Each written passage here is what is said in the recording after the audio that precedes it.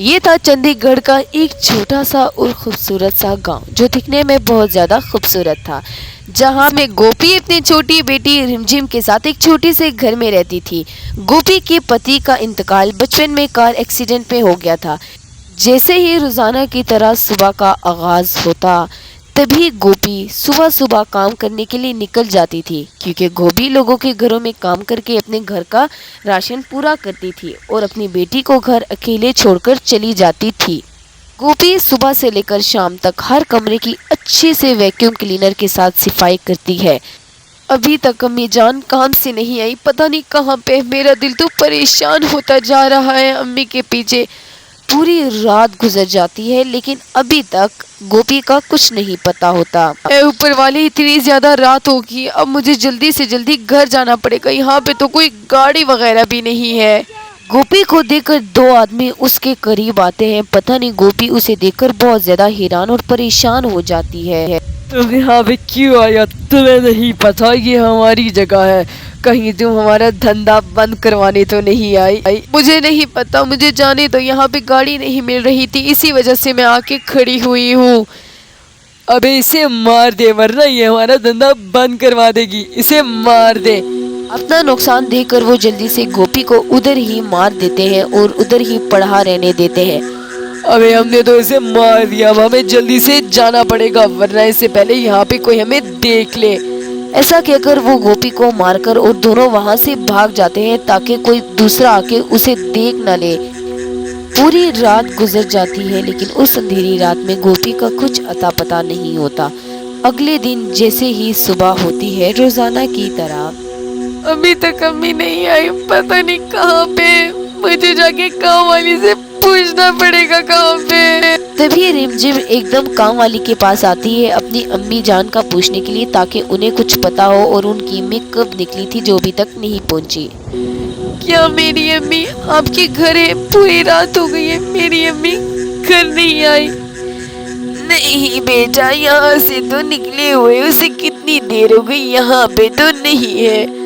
رمجھم بہت زیادہ پریشان ہوتی ہے اپنی امی کا نہ پتا ہونے پر۔ وہ وہاں سے بہت غمزدہ ہو کر اپنے گھر کی اور آنے لگتی ہے۔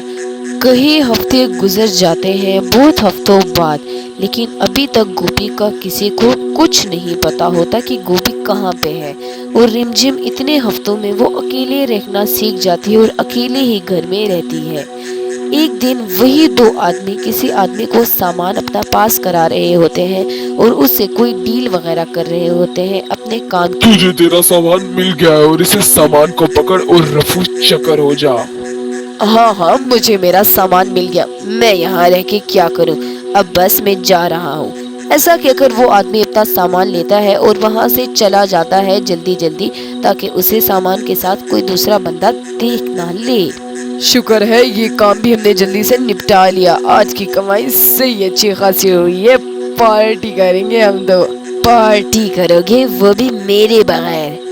مجھ سے نہیں پوچھا کہ پارٹی کا؟ ارے یہ تو چڑیل ہے، ایسا تو ڈراموں میں ہوتا تھا، یہ کہاں سے آ گئی؟ میں وہی چڑیل ہوں جسے کچھ دن پہلے تم لوگوں نے گوپی سمجھ کر مار دیا تھا۔ اتنا مرضی بھاگ لو لیکن تم لوگ نہیں بھاگ سکتے مجھ سے، تم لوگوں کو اپنے کیے کا حساب دینا پڑے گا۔ میں تم لوگوں کو اسی طرح ماروں گی جس طرح تم لوگوں نے مجھے مارا، مجھے میری بیٹی سے بھی جدا کر دیا تم لوگوں نے۔ تبھی چڑیل ایک ذرا نہیں سوچتی اور چھری لے کر آگے آتی ہے اور ان دونوں کو چھری سے مار دیتی ہے اور وہاں پہ وہ لوگ مر جاتے ہیں۔ تم دونوں کو مار کر میرے دل کو سکون ملا ہے، تم لوگوں نے مجھے میری بیٹی سے جدا کر دیا تھا، آج تم لوگوں کو مار دیا میں نے۔ ایسا کہہ کر چڑیل وہاں سے چلی جاتی ہے اپنا بدلہ پورا لے کر، بہت زیادہ سکون میں ہوتی ہے چڑیل۔ ان دونوں آدمی سے اپنا بدلہ لے کر چڑیل اپنی بیٹی کے گھر آتی ہے اس سے ملنے کے لیے کہ وہ کیسی ہے۔ چڑیل یہاں سے چلی جائے، مجھے مت مارنا، میری امی مجھ سے پہلے گزر چکی ہے، مجھے مت مارنا۔ نہیں، میں تو تمہاری ماں ہوں، گوپی ہوں میں، مجھے کچھ دنوں پہلے دو آدمیوں نے مار دیا تھا، آج انہیں میں مار کر آئی ہوں، اب میں چڑیل بن گئی ہوں۔ مجھے معاف کرنا ماں، وجہ سے آپ کو کام کرنا پڑا اور کام پہ واپسی کے وقت آپ کی یہ حالت ہوئی. آپ مجھے چھوڑ کر کہیں مت جانا. نہیں میری بچی, میں تمہیں چھوڑ کر کہیں نہیں جاؤں گی. مجھ سے بہت بڑی غلطی ہوگی, تمہیں گھر چھوڑ کے تم بالکل لاوارث ہو گئی ہو. میں آپ سے بہت زیادہ محبت کرتی ہوں امی جان, آپ مجھے چھوڑ کر کہیں نہیں جائیں گی. اس طرح کی کہانیاں دیکھنے کے لیے ہمارے چینل کو لائک, شیئر اور سبسکرائب ضرور کیجیے گا.